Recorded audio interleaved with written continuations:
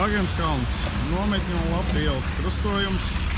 Te tikko uzlidojas sabiedroto karaspēks un izbēra bumbu kravu. Cilvēki bēg no Rīgas. Mēs apkārt redzam postažu, akmeņi, tur viss sabiruši. Un tagad iesim apsīsimies bumbu pēdas.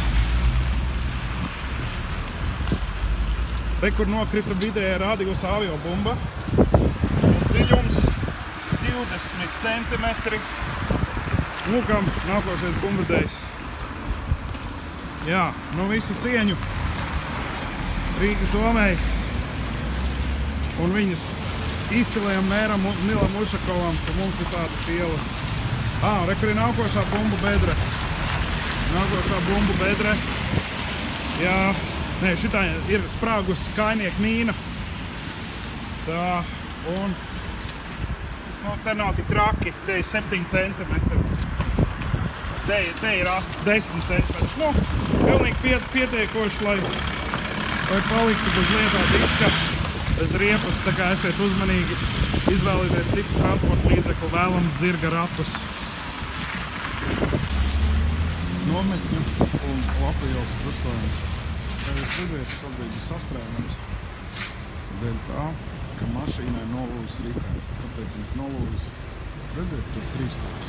Tur ir bedra. Bedra ir metru plata un 25 centimetri dziļa. Nu, šobrīd cilvēks stāv pastragumā. Veidojot savā.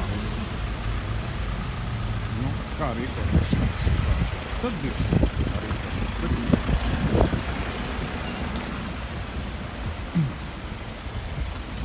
Nu, fantastiski.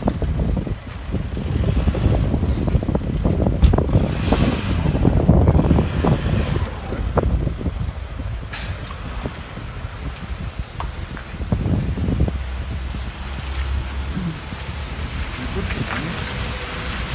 Te neviens nav vainīgs, mēs paši esam vainīgi. Mēs ievēlam tādus pilsētas vadītājus.